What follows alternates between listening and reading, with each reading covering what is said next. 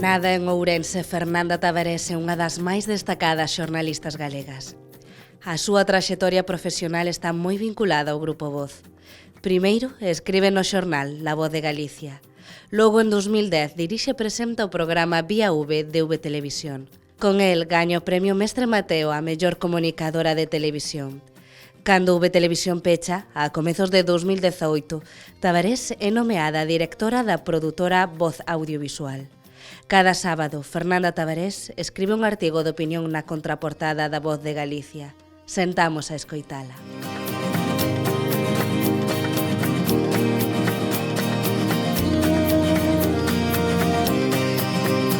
Eu entendo o xornalismo como un compromiso e a partir de aí hai que buscar as ferramentas para que ese compromiso sexa o acaído.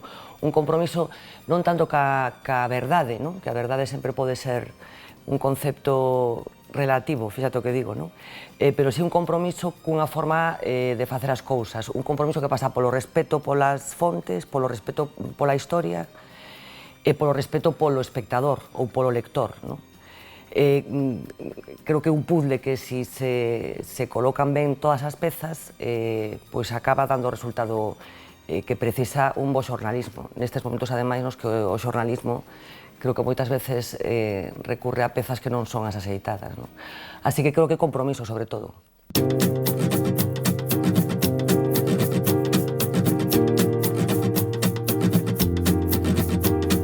Existen bons xornalistas en Galicia. Bons xornalistas pode haber en sitios aparentemente contradictorios, non? Eu, nos anos que levo exercendo a profesión, aínda que nestes momentos non estou, por desgraza, en primeira liña, atopei a bons xornalistas en sitios que editorialmente, digamos, o mellor non facían as cousas do xeito correcto, e malos xornalistas en sitios nos que, bueno, o xeito de traballar e de propoñer que se traballara eran os correctos. Entón, sí que creo que hai bons xornalistas. E creo que hai bons xornalistas novos en Galicia. Os que é interesante seguir, tanto na prensa escrita como no audiovisual, como na fotografía, por exemplo. Creo que se está facendo un estupendo fotoxornalismo nestes últimos anos con rapaces e rapazas que é moi interesante seguir. Así que sí, probablemente todo é susceptible de mellorar, bueno, probablemente nun mundo ideal ti e máis eu pensaríamos nun ecosistema de medios un pouco diferente, pero sí que se está facendo bo xornalismo.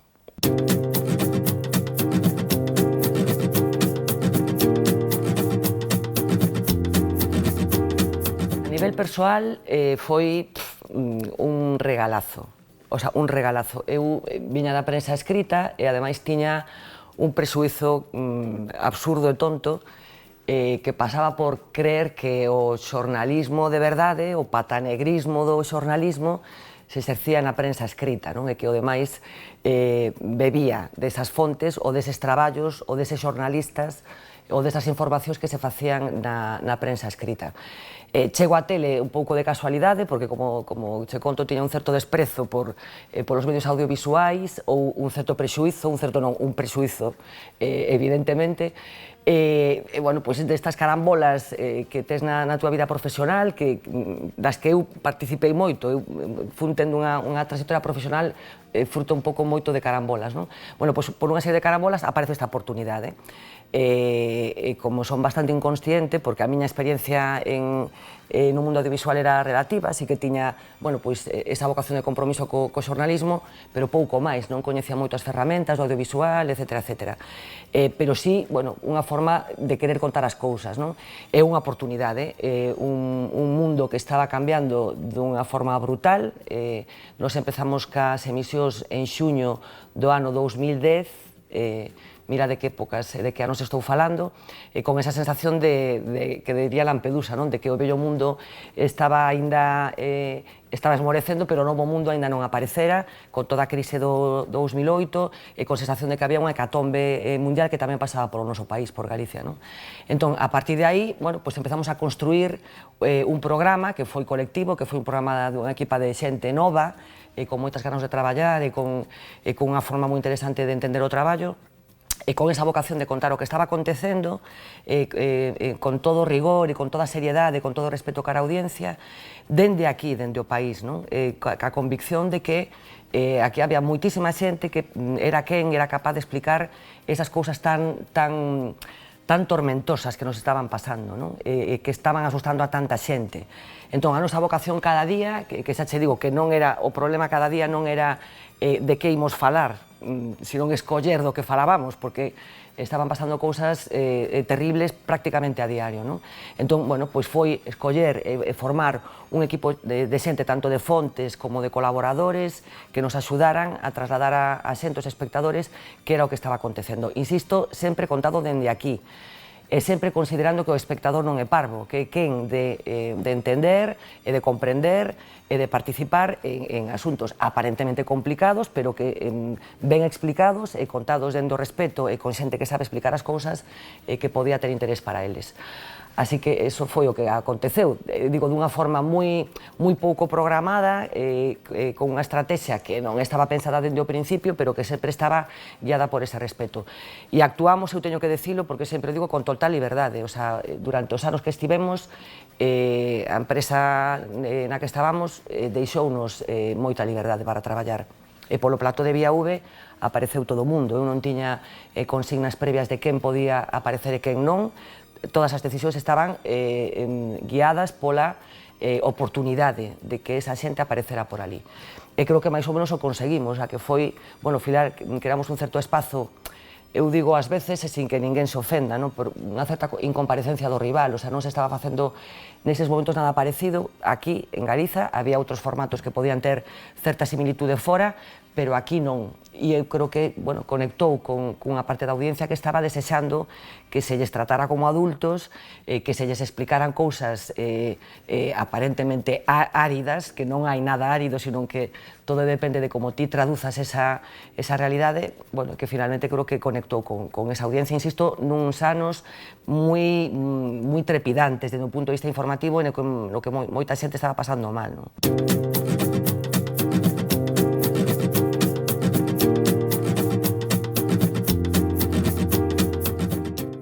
O da xente ten que decirlo máis a xente, non? Eu podo che decir as sensacións que teño tantos anos despois de rematar o programa, porque eu son fatal para os anos, pero que a pandemia polo medio como que todos perdemos un pouco a noción do tempo, pero creo que rematamos hai 5 anos, non? Mais ou menos. E a xente me sigue preguntando polo programa, non? Entón, bueno, o feedback que recibimos prácticamente dende o principio, anda que foi medrando, non? Co paso do tempo, era que sí, que estábamos facendo un produto que a xente necesitaba, dentro do que se necesita unha cousa así, non? Pero que a xente sí que demandaba, non? Nos procurábamos, tiñamos unha serie de principios que era a pluralidade, me parecía que era moi interesante convocar nese espazo a xente ideolóxicamente dispar e que tiveran puntos de vista diferentes, porque me parecía que era o que enriquecía o resultado final. Teño que decir, ademais, que conseguimos un ambiente maravilloso no que se veía, pero sobre todo no que non se veía, non?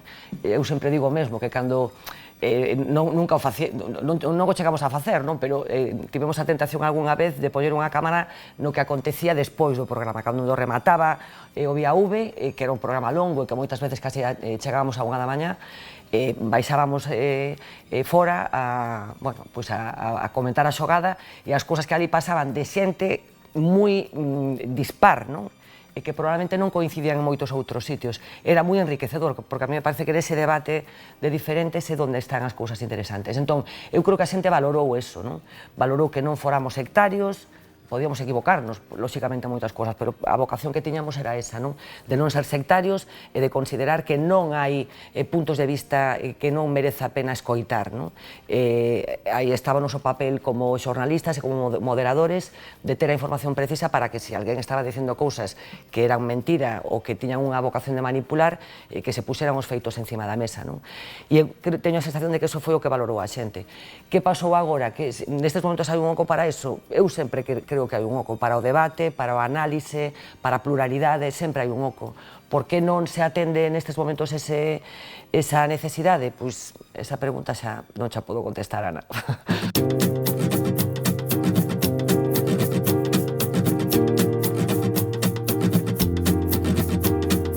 mira, como moitas outras cousas, foi un pouco froito da, bueno, non, da improvisación non, da naturalidade, non? O sea, nos convivíamos no plató con xente que falaba español, xente que falaba galego, xente que transitaba dunha lingua a outra, dunha forma natural, como de alguna forma pode ser o país tamén, non?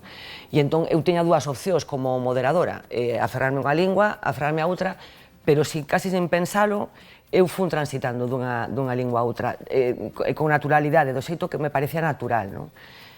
E dunha forma natural tamén parece que encaixou co que a xente lle parecía que era o normal, non?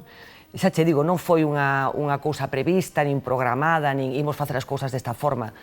Bueno, pois apareceu así, dunha forma natural, e creo que ao final, desa forma involuntaria, conseguimos ter un certo reflexo do que pasa no país, non? Do que pasa na sociedade. Así que non foi como vimos facer as cousas así porque editorialmente ou non, foi dunha forma natural e apareceu así, dunha forma natural. E creo que a xente, os que falaban sempre galego entendían, os que falaban sempre castelán tamén entendían e fluía todo ben, non había moito problema. Incluso con xente que viña de fora que non eran galego falantes, pero que tamén aceptaban ese xogo, non? Que era enriquecedor para todos, teño a sensación.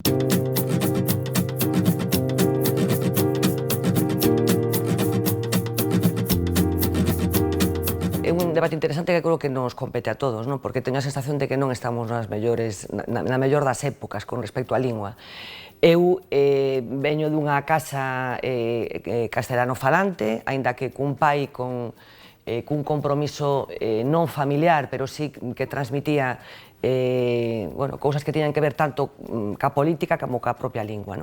E aí empezou a traballar nova nunha delegación pequena, que era a delegación da Avo de Galicia en Ribadavia, que traballábamos na zona de O Ribeiro da comarca do Carballiño. E tiñamos a edición da Avo de Galicia e tiñamos unha emisora tamén, que creo que era Antena 3, entón, xa moitos anos, ano 98, non, minto, 92 ou 93. Bueno, entón, en principio, o programa que facíamos na radio era en castelán, que era a lingua da cadea, non? Pero había unha instrucción tamén, ou unha liña editorial que pasaba por respetar o idioma do interlocutor. Se o interlocutor falaba galego, o xornalista nos falábamos en galego. E entón, o que empezou a pasar é que nos programas que facíamos, as entradillas, os textos que facíamos os xornalistas eran en castelán, pero todo o resto do programa era en galego, porque todos os interlocutores, todas as fontes, eran galego-falantes. Bueno, é fácil deducir, en torno no que nos movíamos, había moita información relacionada co mundo do viño, entón todas as fontes, mesmo os concelleiros, os políticos falaban en galego. Entón, tomamos a decisión de que todo se pasara ao galego, non? E iso acabou contaminando, no sentido bo da palabra, tamén a propia edición, o propio xornal. E aí tamén froito un pouco das persoas que estábamos traballando nesta delegación, que estaba Camilo Franco, unha serie de persoas que tiñan un compromiso moito máis explícito probablemente que o meu co galego, pois sí que apareceu aí un compromiso ca lingua que me acompañou durante o resto do meu exercicio profesional e que, dunha forma máis evidente, froito un pouco da visibilidade que ten unha xornalista de televisión, apareceu tamén no programa. E entón, creo que os medios de comunicación temos un papel importantísimo na normalización do idioma e teño a sensación de que nestes momentos estamos non na mellor das situacións con respecto á lingua.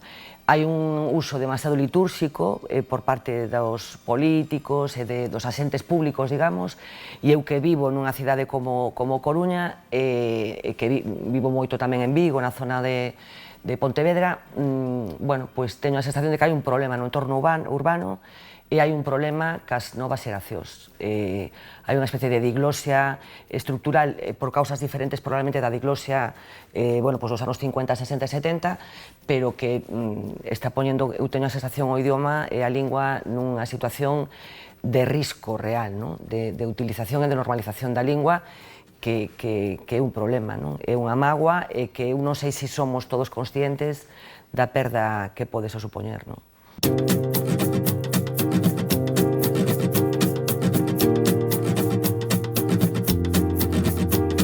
Eu teño a sensación de que os medios de gran tirada, digamos, ou de gran penetración agás a Televisión de Galicia e a Radio Galega por razóns obvias que teñen que ver con que teñen que falar galego porque están nos propios estatutos fundacionais desas emisoras, solo faltaría, non están utilizando galego, non? Eu teño a sensación, falo un pouco por sensacións, non teño coñecemento científico, nin un seguimento científico do asunto, pero teño a sensación de que había máis presenza natural do galego hai nos anos 80-90 que nestes momentos.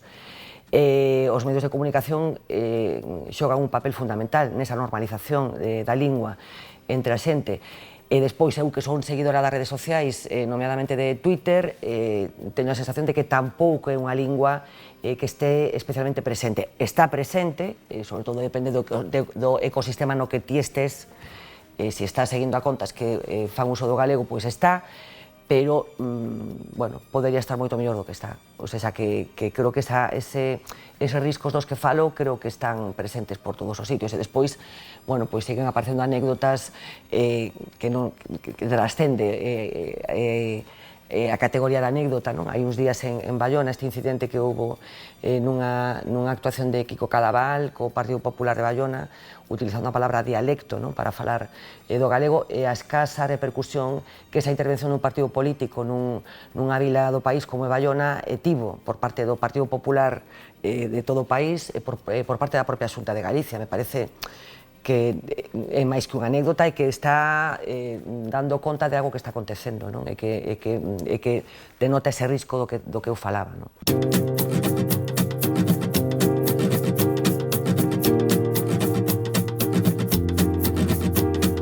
O programa os anos foron avanzando no programa, os anos foron pasando polo programa e as cousas foron evolucionando. Nun momento determinado, por razóns que teñen que ver tamén ca viabilidade económica dun proxecto televisivo que, como sabedes vos, costa moitos cartos.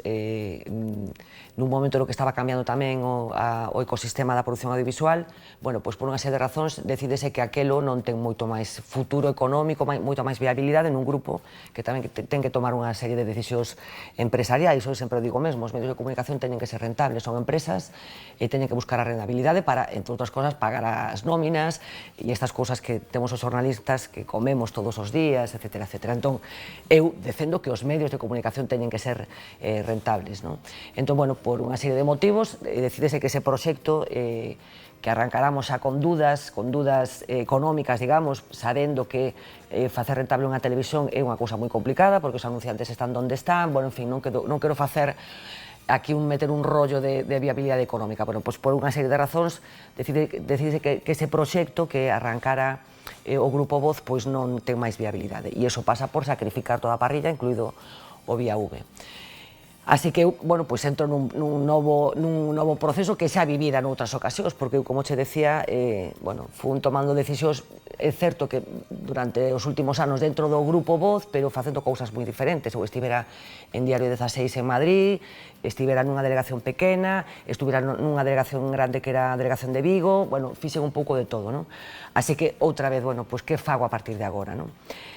Tiven un debate personal de que continuo por aquí, sendo consciente das alegrías e da intensidade do traballo que exercera durante eses últimos anos, e non che oculto tampouco, plantexándome a posibilidade de dar outro paso fora dese ecosistema no que eu estivera durante tantos anos e traballando tan a gusto, porque eu teño que decir que foi unha empresa que me deu a oportunidade de medrar, de facer cousas diferentes. Así que nese mundo de que continúo aquí, volvo ao xornal, que quero facer? Despois, insisto, duns anos de intensidade e de alegrías profesionais e personais, porque ao final ser xornalista case unha forma de entender o mundo e eses anos foron moi intensos, moitas horas de traballo con moitas alegrías.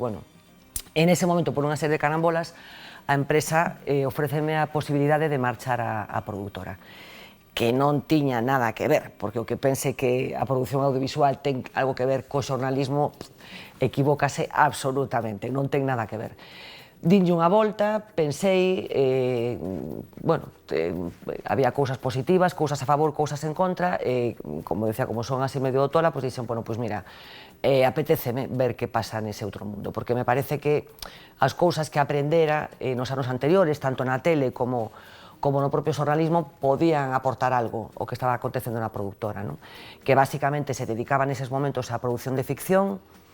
Se estaba con Serra Moura, levábamos un ano máis ou menos con Serra Moura, e se estrenara a serie esta de O final do camiño, pero, bueno, que era unha produtora na que se podían facer outras cousas. Entón, bueno, pois, houve un proceso personal de adaptación complicado, como sempre que entras, bueno, pois, en aulas nas que se ensinan cousas diferentes, con moito agradecemento á xente ca que traballei, que levaba moitos anos facendo isto.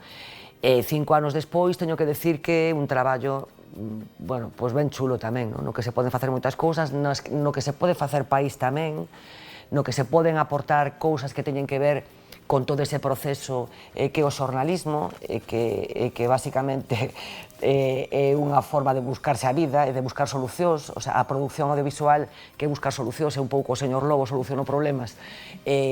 Bueno, pois hai cousas no xornalismo, no exercicio do xornalismo que tamén están aí, e estes anos, 5 anos despois, pois teño que decir que está sendo gratificante,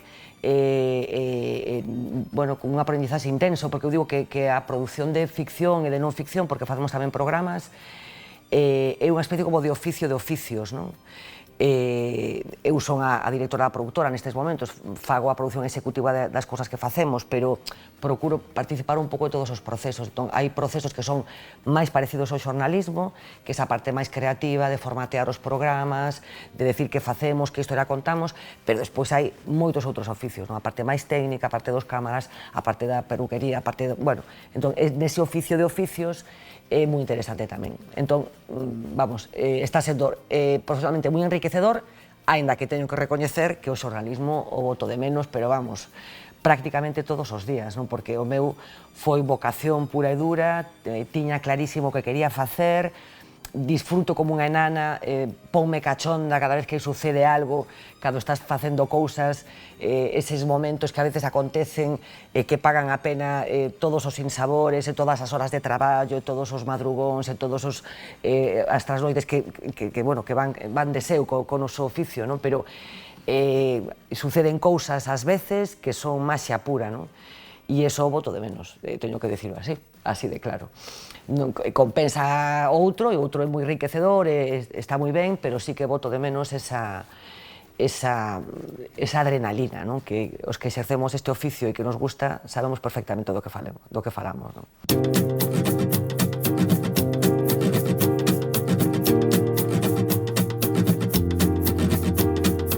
Audiovisual hai unha singularidade. É certo que a produción audiovisual está bastante feminizada, O sea, hai moitas directoras de produtoras, moitas produtoras executivas. Non sei moi ben por qué, cal é o motivo de que isto acontecera. O mellor é porque é un sector un pouco máis novo que os xornais e que a información audiovisual, pero sí que hai moitas produtoras. Eu son a directora, pero a miña directora de produción é unha muller, hai moita situación, moitos proxectos nos que a cúpula directiva, digamos, ou o equipo directivo somos mulleres, así que non rechina, o sea, é un sector no que é bastante orgánica a presenza de mulleres e non hai grandes problemas. Se vamos para atrás, efectivamente, os datos son incontestables. As mulleres seguimos sendo minoría nos equipos directivos e nas cúpulas editoriais dos medios de comunicación, claramente. No meu caso, por circunstancias que non sei moi ben cales foron, estiven sempre dende moi nova, dende os 27 anos que fun delegada da Voz en Carballiño, Ribadavia, a partir de aí sempre exercín postos directivos. Que si sufrín rasgos de machismo, micromachismo, supermachismo, por suposto que sí, claro que sí. Como levo tantos anos, aqueles primeiros encontronazos, digamos, con eses rasgos, probablemente era menos consciente, fíxate, do que son agora. Houve un proceso de politización, ou pola miña parte, nese aspecto. Creo que sí, sempre fun, ou creo creer, que sempre fun contestataria nese asunto, teño mil anécdotas que podía contar de situacións que vivín con compañeiros, de decir, mira, isto que estás propoñendo non, isto é machista. Pero claro que sí, situacións desagradables, situacións que tiñan máis que ver ca miña condición de muller ou ca miña sexualidade que co meu oficio, claro que sí. Creo que todas as mulleres en calquera oficio e neste tamén pasamos por aí, lóxicamente, sí.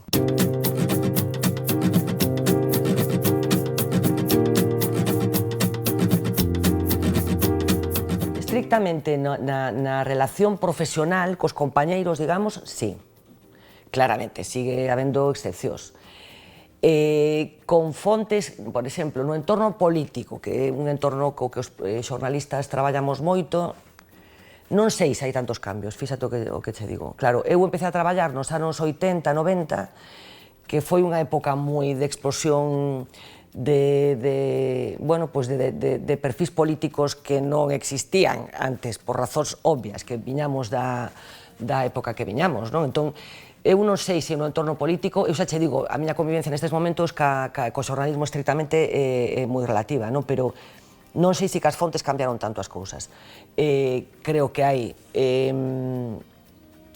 aparentemente máis cuidado por parte de moita xente, pero siguen aparecendo cousas que están aí. E despois hai un risco moi evidente que ten que ver ca aparición de determinadas opcións políticas que saíron do armario definitivamente e xa non se cortan en decir según que cousas, non?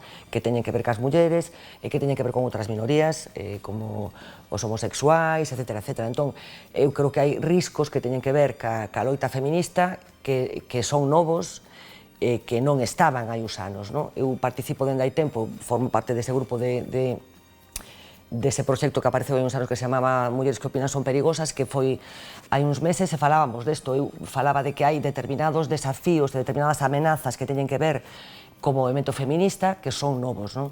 E algúns teñen que ver co propio movimento feminista, co que está acontecendo dentro do movimento feminista, pero tamén teñen que ver con esas amenazas que non estaban hai 4 anos, que había cousas que parecía que estaban claras, e que nestes momentos parece que volven a estar en discusión, non? E que están tambaleando, o sea, como é posible o que pasou ca lei do aborto en Estados Unidos e que, indefectiblemente, estas corrientes tamén chegan aquí. Entón, un pouco o que decíamos antes, certos medos, esa sensación de que decía de fin da historia con respecto ao asunto do feminismo, en absoluto, non? Creo que hai que estar máis pendentes que nunca, porque probablemente as formas de penetración do machismo sexan un pouco máis sofisticadas do que eran, non? E estén en sitios máis inesperados do que estaban antes. Teño a sensación de que hai unha certa sofisticación na penetración do discurso machista, non? E esa asignatura pendente de que as mulleres cheguen ás cúpulas editoriais das empresas editoriais, pois sigue estando pendente. Non sei por qué, pero tamén na política sigue habendo, hai un problema que está por resolver.